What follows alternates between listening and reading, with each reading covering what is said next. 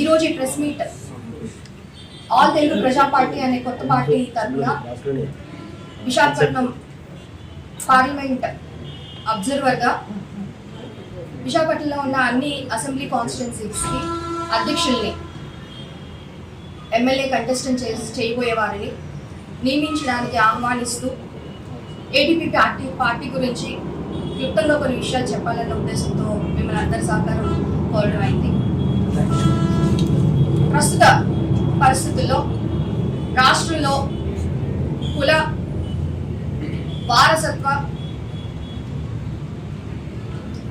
ఆధారమైన పార్టీల యొక్క ప్రాముఖ్యత ఎక్కువ ఉంది. కేంద్రంలో అదేవిధంగా మతపరమైన బయాస్డ్ గవర్నమెంట్స్ రన్ అవుతున్నాయి.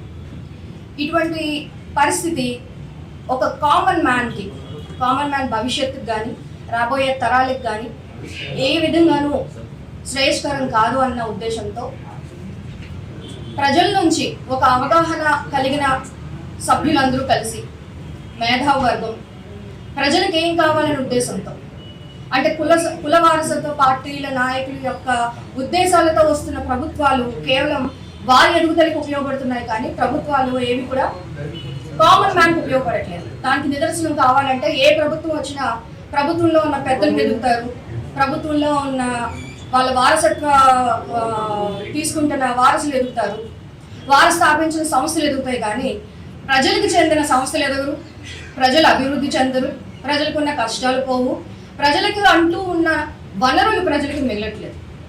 ఇదే కనుక నిజంగా గవర్నమెంట్ యొక్క ఉద్దేశం అయితే మన డెమోక్రటిక్ ఇండియాలో ఇది మంచి గవర్నమెంట్ కాదు, అంటే గవర్నమెంట్ యొక్క తీరు కాదు.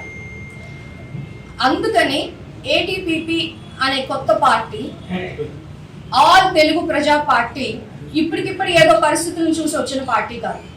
2018 జూన్లో ఓట్ ఫర్ డిమాండ్ అనే మూవ్మెంట్తో ప్రజలకి ఓట్ హక్కు గురించి, ఓటు విలువ గురించి, ఓటు వేసే ముందు ప్రజలు ఏం ఆలోచించాలి అనే అంశాల గురించి వాళ్ళకి రకరకాల అవగాహన కార్యక్రమాలు రెండు ఉభయ తెలుగు రాష్ట్రాల్లో చేస్తూ 2018 నుంచి ఇంతవరకు మేము వాళ్ళకి చేస్తూ 2-3 సంవత్సరాలు కంటిన్యూస్గా మాక్ అసెంబ్లీ అనేది ఒకటి కండక్ట్ చేసి ప్రజలకంటూ అవసరమైన బిల్స్ వస్తే ప్రభుత్వం ఎలా రన్ అవుతుందో మచ్చుకు చేసి చూపిస్తే రెండు ప్రభుత్వాల్లోనూ మేము తీసుకున్న అంశాలని వాళ్ళు కొన్ని రకాలుగా వాటిని మార్చి వాళ్ళ ప్రభుత్వాలను ఇంప్లిమెంట్ చేసి సక్సెస్ఫుల్గా రన్ చేశారు. అలాంటి పరిస్థితిలో మేము ప్రజలకి అవగాహన కల్పించాలనే ఉద్దేశంతో మాక్ అసెంబ్లీలో మేము తీసుకున్న అంశాలే ఇంత పాపులారిటీని వాళ్ళకి ఇచ్చినప్పుడు మేధావులందరూ కలిసి ఒక మేనిఫెస్టో తయారు చేస్తే అది ప్రజా మేనిఫెస్టో అయి ఉంటాయి.